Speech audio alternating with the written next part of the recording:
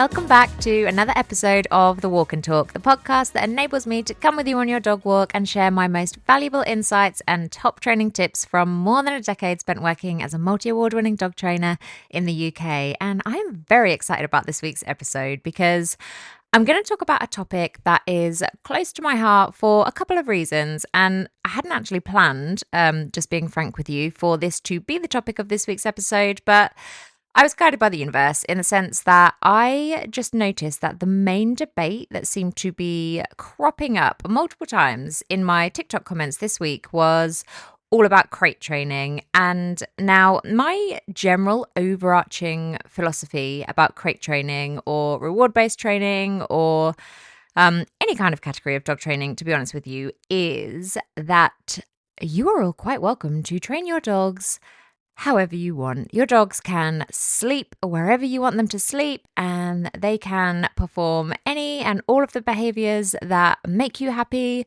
or that you deem acceptable. You can literally design your life with your dog however you choose. It really doesn't bother me in the slightest. But if you want my advice or my help, or there's something you're desperate to achieve and you don't know how to get there, I will tell you the best way to get there. If you actually want my advice, I'm not one of these dog trainers that's going to force it down your throat.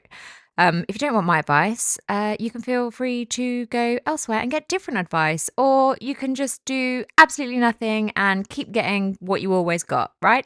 So that's my standpoint. That's where I'm coming from in the world of dog training. But the reason I really felt compelled to address the topic of crate training this week is because a lot of the debate that I was watching play out between the two sides of, if you like, the great crate debate. Should dogs be crated at all? Is it a kindness or is it a cruelty? A lot of the statements that were bandied back and forth were, to be frank with you, based on completely fake news or a total misunderstanding of the concept of the crate, or they simply fully overlooked the training part of the phrase crate training.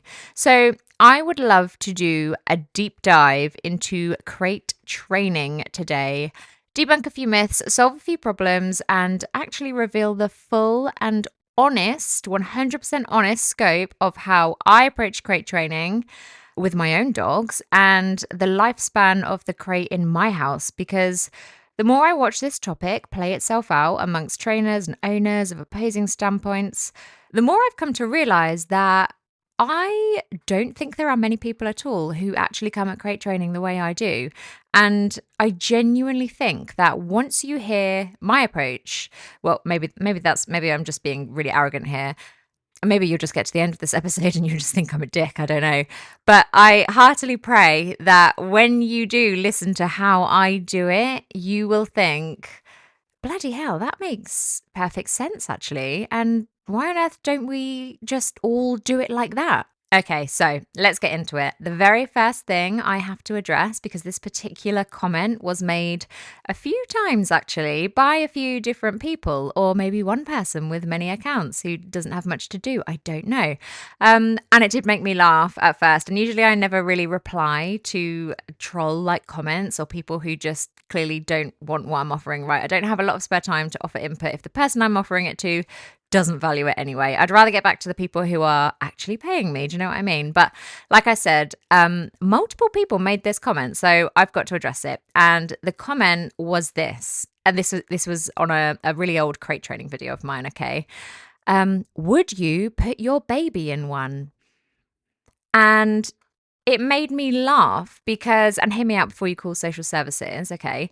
But the obvious answer, so obvious to me, to the point where I just don't understand this comment, is yes, of course I would. And I did. And so does everyone else. Because what is a crate ultimately? Well, for a dog crate is a confined space where the dog is secured in their confinement. So the dog cannot let themselves out when the crate is closed.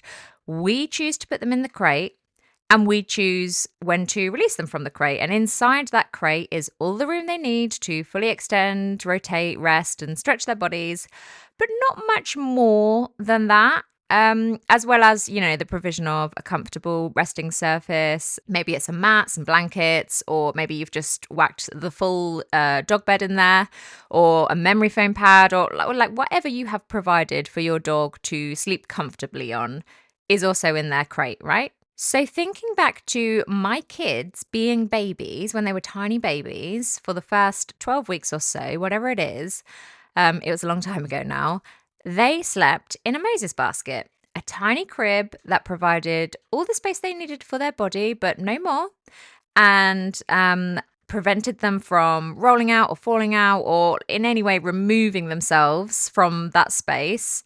Not that they could at 8 weeks old, obviously, but when they could, when they grew bigger and started rolling over and sitting up and being able to pull themselves up, where did they sleep? They slept in a high-sided cot with bars, like a little prison cube, or, you could say much like a crate. And why did they sleep in there? Well, it was so that they couldn't get out, so that they couldn't escape their bed and go and stick their fingers in a plug socket or choke on a Lego brick or fall down the stairs or climb through the cat flap or, now, I'm talking shit now because I would never own a cat. Or, basically do anything else that was inherently dangerous for them to do because they hadn't yet learned not to do any of those things. The only difference then between a crate and a baby's cot is that crates have a roof. And the reason crates have a roof is because dogs can jump out. Babies can't. And as soon as babies do figure out how to climb the sides, we lower the mattress, don't we, to keep them in still. So we still prevent them from escaping. So, yes, in the same way that I use a little secure access bed to sleep train my puppy and keep him safe in his formative months, yes, I did indeed use a little secure access bed to sleep train my babies and keep them safe in their formative months too. So when people ask, would you put your baby in one? In order to insinuate, I'm guessing, that it's cruel, that using a crate is cruel to the dog, I consider the alternative being suggested, which I guess is what? To just leave my 9-month-old baby, I don't know, a blanket on the floor of the living room and let him figure his own shit out. And yeah, I come to the conclusion that, I definitely want my baby to sleep in a safe and fully secured cot that he is unable to escape from. Thank you very much. Now, I guess it's obvious from all of that yes, I am pro crate training, but just to clarify a couple of things. Number one, the term crate training is very important, and I will break down what that means next. And number two, I have 2 dogs at home currently. One is nearly 12 years old, and the other is, he's about 17 months old now, and neither of them sleep in a crate. They sleep in dog beds with free access to pretty much, give or take, the whole house. So let's make all that make sense. First of all, we need to get on the same page with exactly what crate training is. I think a lot of people who are anti-crate training see it as just taking a dog or puppy who is freely living their best life and shutting them in a crate whenever it suits us. Now, I mean, if that's what crate training was, I'd be anti-crate training too. Of course I would. But there's 2 things wrong with that. Number one, if we're doing this properly, we're never going to shut a puppy or a dog into a crate without first conditioning that crate. And number 2, the crate isn't something we use when we just fancy a break from our dog or we can't be bothered with the hassle they're causing. It's something we use as a training tool. And if used correctly, it's a really powerful tool that is going to take the hard work out of your separation training, your sleep training, your toilet training for sure, your household manners training, and like all of that really critical stuff that it's so important that we tackle in the first few months of our dog's lives with us.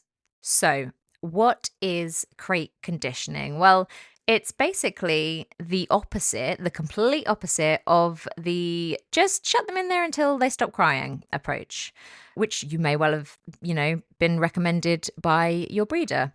Because what that approach will lead you to is a dog who eventually goes into a shutdown. So they may learn to endure the crate without crying eventually, because what they've learned from being shut in there and left is no matter how hard I cry, no one will come. Now, long term, this is actually going to have a negative impact on your separation training. And I'll explain why later. And it's going to make the entirety of your crate journey so much more stressful, because your dog will never choose the crate themselves if this is the approach to introducing the crate that you've chosen. What crate conditioning does, on the flip side, is prove to the dog that the crate is an amazing place to be. And if we do this bit successfully, our dogs will happily enter their crates at night. They will not vocalize to come out purely out of stress. They are far less likely to toilet inside or destroy their bedding inside or any of these problem behaviors, because they will feel happy, they will feel confident, and they will feel secure being in there. If you condition a crate successfully, you can leave the door open all day and your dog will happily wander in of their own volition. The same way you're probably happy to go and chill out on your own bed with a good book at the end of the day, because you've no negative connotations with that space. So then, if crate conditioning is so powerful and so magical, how the hell do we do it? So here are a few hot tips for you on how to tackle this. Tip number 1 is that you are going to separate out the concept of introducing your puppy to confinement, i.e. being inside the crate. You're going to separate that out from the introduction of being alone, because your puppy, from the moment he knew he existed, has never been alone. He's never been without at least the company of his litter mates. It's an incredibly alien and unnerving experience, bearing in mind you've already separated him from that litter and from the environment he knows, and you've brought him home to a completely foreign environment and everything is new. Expecting him to tackle both confinement in the crate and being entirely alone is simply too much, and you need to separate those two experiences. If on night 1 you shut him in his crate and leave him alone downstairs, which so many people are advised to do, you've now paired that crate and the experience of being in that crate with a pretty terrifying association. What he's learned is, okay, if I go in this box, the door closes and then I'm alone. And that's an incredibly daunting prospect for an 8-week-old puppy. So instead, for your first few nights, you're going to have the crate beside your bed so you can reassure your puppy that he is entirely safe and not alone. We will teach alone time later. And whenever I say this, start with the crate beside your bed, the most common thing people say is, I don't want the dog sleeping in my bedroom. The dog doesn't have to sleep in your bedroom. This isn't a permanent situation. We're just separating out the two things we want to train, and we're training one and then we're going to train the other. So starting with the crate in your bedroom doesn't mean the crate is going to stay in your bedroom. We can gradually move the crate out to wherever the end location is, and we can do that in a completely stress-free way once we've taught everything we need for that to be a stress-free experience for your puppy. Like within a matter of weeks, we can have the crate out of the bedroom. I mean, for some people, it's really fast. So that's not something you need to worry about. Now, tip number 2 is that you are not going to close the crate door straight away. Now, I appreciate that, but by the time you get to bedtime on night 1 of being at home with your new puppy, you're going to need to close that door. So the 2 workarounds I recommend to people are these. 1, begin with a travel crate that opens up at the top, as well as having a door that the puppy can walk through. Because when it's beside your bed at night, and there are lots of variations of this, by the way, I got mine off of Amazon. It was cheap as chips. I think it was the Amazon Essentials brand, whatever it's called. But if you just put in like dog travel crate on Amazon or on Google, you will find lots of options. And you're looking for one that has a door that opens at the front that the dog can walk into. And then also probably has a zip opening around the top so that the top opens up as well. And this is because when it's beside your bed at night, if your puppy is unsettled, you can simply open a gap at the top and pop your arm in and help settle him with some calm physical contact so that he is reassured that he's not alone. And the second workaround for this is, maybe it seems obvious, but pick your puppy up from the breeder or the rescue centre as early as you can on collection day so that for the entirety of his first day at home with you, you can be acclimatizing him to that crate in a positive way by sprinkling lots of yummy food inside it, playing with toys inside it, throwing things in the open doorway repeatedly for him to chase and choose. So he's practicing entering and exiting. You can place the scented blanket that every decent breeder or rescue centre will give you when you collect your puppy. You can place that inside the crate.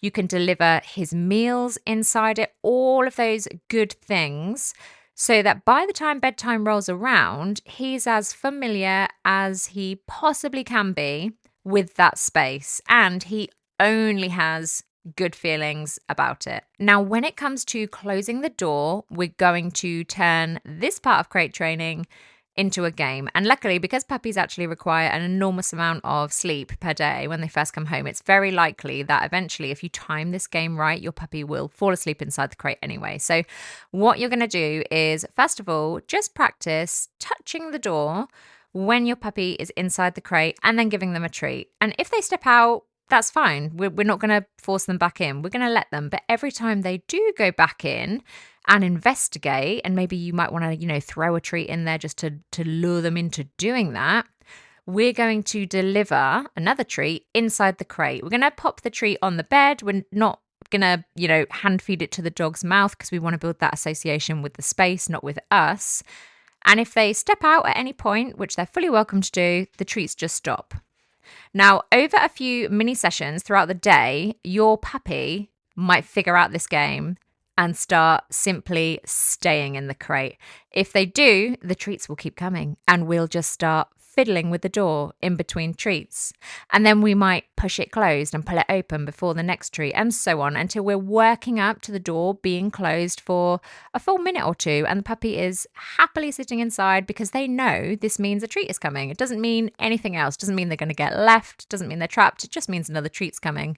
And they feel good about it. Now, like I said, if you play around with the timing of this game, your puppy may well eventually settle down and fall asleep inside the crate. And if they do, you are winning. Now, tip number 3 for conditioning the crate is on a similar vein, except we're going to make the crate feel a bit more magical because so far everything we've done with the crate has involved us. So yes, the crate feels fabulous to our puppies, but it only feels fabulous when the human is around interacting with the crate, touching the door, throwing the toys inside, all that good stuff we've been doing. So now what we're going to do is activate the Aladdin's cave effect, which means that when the puppy is distracted or out of the room or he's fallen asleep somewhere, we're going to sprinkle some high value food or tuck a little stuffed Kong in the corner of the crate, but then we're not going to indicate to our puppy that it's there in any way. We're not going to coax them towards it, and we're not going to let them see us put it in there. We're just going to let them